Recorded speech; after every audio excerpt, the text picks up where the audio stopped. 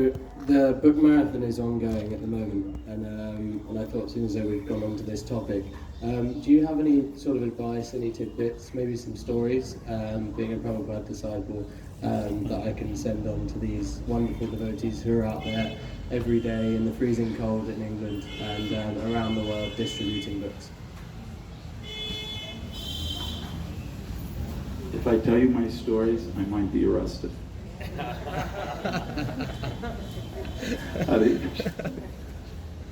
Well, I'll tell you one thing. I'll tell you this one story. And maybe I've told this story before, so if you've heard it already, I apologize. But to me, it gives me great ecstasy. And I think the devotees will like this story. So we went on this marathon, and we had to distribute 1 million books in 1 month. We made a vow to Srila Prabhupada, the Radha Damodar party, and there was 100 devotees. So we went out and we were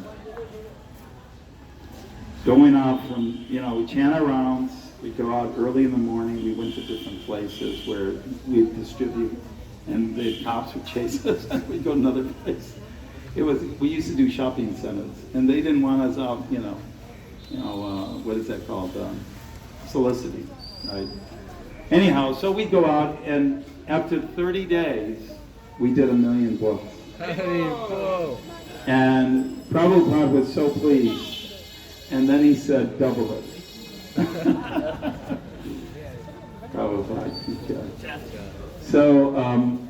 So then anyways, we got to Mayapur.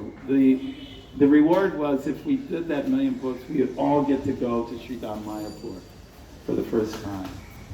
And we all went. And I'll tell you, this is kind of fun. This was the very first time I came to India. And there were so many devotees from all over the United States and England and Germany and France and so forth, that we were able to lease a 747 jumbo jet from all the money that we had, and the entire plane were Hare Krishna devotees. And we had Mangal Arti there. We had, we had Tulsi Puja, we had Guru Puja, Vishnu Jat, we had 15 sannyasis there. Yeah, it was really ecstatic. And I just thought, well, this is what happens every time you go to India. You just rent a plane. I saw that as brahmachari. And it was very ecstatic. Anyway, finally we got to Mayapur, and so many incredible things happened on that trip. Well, at one time, Srila Prabhupada asked us to come into his room, the Radha Damodar boys. And we all came in there, and Prabhupada was sitting so stoically, just so dhira. It was amazing. And so he was sitting there, and then he said, so is there any question? So one boy asked this, another one asked this, another one asked this. And then finally one boy said, Srila Prabhupada, if we're out on book distribution and we are killed, we are killed on book distribution, will we go directly back to Godhead? And we were like, yeah, what about that? Yeah, we were kind of like, and Prabhupada looked at us and he said, not necessarily. And we were crushed. It was like, no air, all the air was drawn out of the room. We were like suffocating. What? And Prabhupada was so brilliant. He paused. It seemed like 3.5 hours, but I think it was about 20 seconds. He paused. There was this pause. And then Srila Prabhupada said this. He said, but I will promise you this.